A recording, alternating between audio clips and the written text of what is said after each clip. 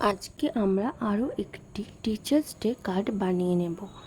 তার জন্য আমরা স্কাই কালারের একটা A4 পেপার নিয়েছি আর একটা ইয়েলো কালারের A4 পেপার। ইয়েলো কালারের A4 পেপারটা চারদিক থেকে একটু কেটে নিয়েছি আর তারপর দুটো কাগজকে হাফ ফোল্ড করে এইভাবে স্কাইটার উপর ইয়েলোটা এইভাবে গাম দিয়ে আটকে দিয়েছি। তারপর একটা ব্লু কালারের পেপার নিয়েছি, দৈর্ঘ্য প্রস্থ দেওয়াই আছে।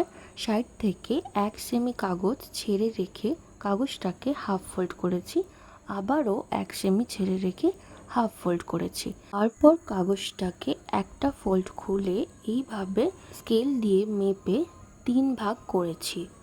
দুটো পয়েন্ট দিয়ে নিয়েছি, মাঝখানেও নেব। এইভাবে আমরা দুটো লাইন টেনে নিয়েছি যাতে কাগজটা সমান 3 ভাগে ভাগ হয়। মাঝখান থেকে আমরা এইভাবে কাগজটাকে কেটে নেব। এক্সট্রা যে 1 সেমি কাগজটা প্রথমেই রেখে দিয়েছিলাম সেটাকে আঠা দিয়ে এইভাবে জুড়ে নেব। তারপর একটা সাদা রঙের কাগজ নিয়েছি যার দৈর্ঘ্য প্রস্থ স্ক্রিনেই দিয়ে দিয়েছি।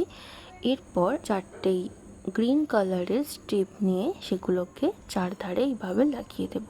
তারপর একটা কালো রঙের কাগজ এইভাবে আঠা দিয়ে মাঝখানে আটকে নেব। এটা হয়ে গেল আমাদের ব্ল্যাকবোর্ড। আর হ্যাঁ, আরও একটা টিচার্স ডে কার্ডের ভিডিও লিঙ্ক ডেসক্রিপশন বক্সে দেওয়া আছে। এরপর আমরা একটা কাগজকে এইভাবে রোল করে দুটো চক বানিয়ে নেব। এরপর আমাদের বই বানানোর পালা। সেটা এইভাবে অনেকগুলো কাগজ একই সাইজের কেটে নিয়ে সেগুলোকে একসাথে ভালো করে ধরে স্ট্যাপলার দিয়ে স্ট্যাপ করে নেব। তারপর কিছু লেখা এইভাবে স্কেচ পেন দিয়ে আমরা লিখে নেব। আমাদের তৈরি হয়ে গেল একটা ছোট্ট বই।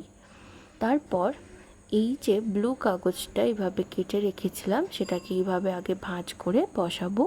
তারপর দেখো খুব মন দিয়ে এইভাবে যে মাঝখানের ভাঁজটা আছে সেটা কার্ডটার একদম মাঝখানের ভাঁজটার সোজাসুজি পড়বে।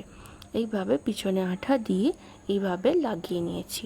তারপর ব্ল্যাকবোর্ডটাতেও এইভাবে আঠা দিয়ে টেবিলটার উপরে লাগিয়ে নিয়েছি। টেবিলের উপর বইটাও এইভাবে লাগিয়ে নিলাম আর চক দুটোও এইভাবে দিয়ে দিলাম।